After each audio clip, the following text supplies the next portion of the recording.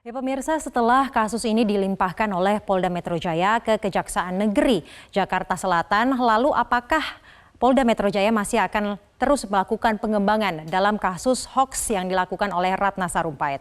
Kita bahas bersama-sama, ini adalah babak baru perkara hoaks Ratna Sarumpait yang sebentar lagi akan dimulai, yakni babak persidangan. Namun sebelum mengetahui apakah Polda Metro Jaya ini akan melakukan pengembangan, kita flashback terlebih dahulu. Selanjutnya mengenai perjalanan kasus hoaks Ratna Sarumpait.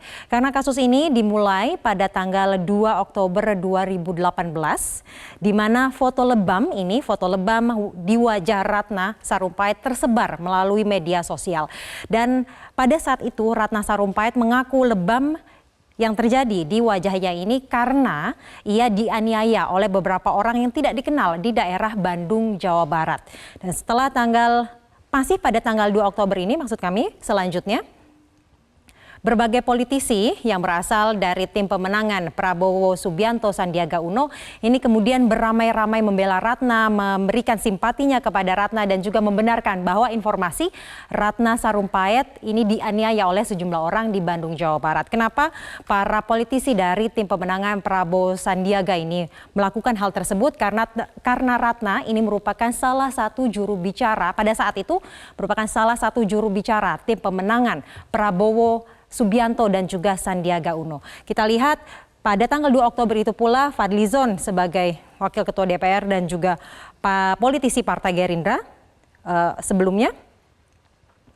Dan juga ada Rahel Mariam, kemudian ada Dhanil Azhar Simanjuntak yang juga merupakan juru bicara tim Prabowo Sandi, dan juga ada Hanum Rais yang merupakan anak dari Amin Rais ini ramai-ramai membela Ratna Sarumpait melalui cuitan di media sosial atau melalui Twitter. Kemudian setelah kasus ini viral dan mengemuka di seluruh negara, pada sore hari Ratna Sarumpait bertemu di Hambalang bersama Prabowo Subianto, dan pada pertemuan tersebut juga ada Amin Rais, ada Fadlizon, dan juga ada Nanik S. Deyang yang merupakan Wakil Ketua Tim Pemenangan Prabowo Sandi untuk mendengarkan langsung cerita dari Ratna Sarumpait terkait penganiayaan yang dialami oleh dirinya. Dan setelah pertemuan tertutup tersebut dilakukan, Prabowo Subianto bersama dengan timnya ini melakukan konferensi pers, dan dalam konferensi pers tersebut Prabowo Subianto menyebutkan bahwa tindakan yang dialami oleh Ratna Sarumpait ini merupakan tindakan represif dan juga merupakan tindakan pelanggaran hak asasi manusia. Sehingga pada saat konferensi pers tersebut Prabowo Subianto meminta kepada Kapolri untuk bertemu langsung untuk membahas terkait penanganan kasus Ratna Sarumpait ini. Tidak membutuhkan waktu lama karena satu hari setelah hari ini Prabowo melakukan konferensi pers pada 3 Oktober 2018, kemudian pihak kepolisian mengumumkan bahwa penganiayaan atau berita penganiayaan yang dialami oleh Ratna Sarumpait ini adalah hoax atau bohong. Karena pada tanggal 21 September 2018, di mana hasil penyelidikan yang dilakukan oleh Polda Metro Jaya dan juga Kepolisian Daerah Jawa Barat ini menemukan fakta di lapangan bahwa di tanggal 21 September Ratna tidak berada di Bandung, melainkan Ratna berada di Jakarta dan datang ke sebuah klinik swasta. Setelah konferensi pers dilakukan oleh pihak kepolisian, Ratna Sarumpait juga menggelar konferensi pers dan mengakui bahwa penganiayaan tersebut adalah bohong.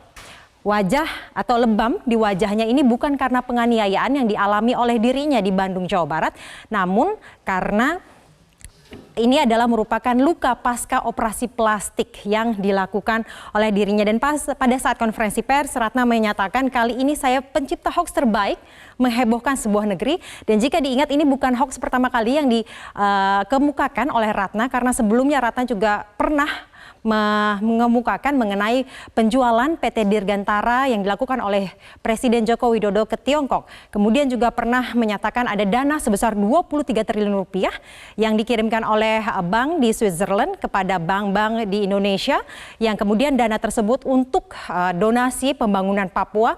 Dan juga Ratna pernah menyatakan bahwa ada uang pecahan senilai 200.000 rupiah ini yang telah tersebar. Dan ketiga hal tersebut langsung disanggah baik oleh PT DI, kemudian oleh Bank Dunia dan juga oleh Bank Indonesia terkait informasi-informasi hoax atau bohong yang dilakukan atau disebarkan oleh Ratna Sarumpait. Dan pada sore harinya Langsung Prabowo Subianto dengan timnya meminta maaf dalam melakukan konferensi pers dan meminta Ratna Sarumpait mundur dari jabatannya sebagai juru bicara tim kampanye Prabowo Sandiaga dan Prabowo Subianto dan juga Sandiaga Uno.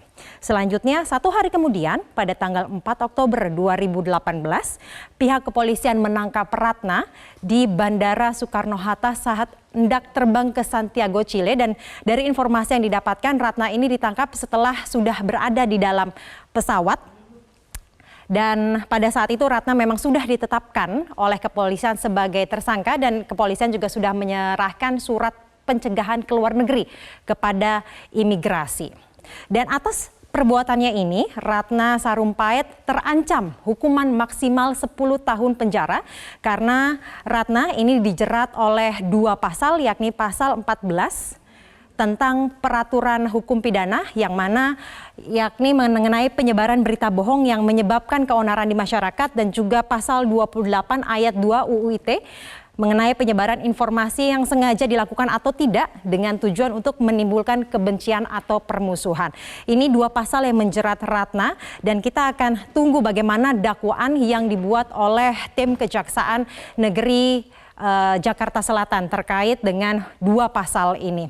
Dan setelah persidangan selesai, apakah kemudian pihak kepolisian akan melakukan pengembangan? Dan menurut Kabid Humas Polda Metro Jaya Argo Yuwono bahwa tidak menutup kemungkinan bahwa akan ada tersangka baru karena proses penyelidikan maupun pengembangan kasus hoax yang dilakukan oleh Ratna Sarumpait masih terus berlangsung. Kita akan nantikan bagaimana pengembangannya.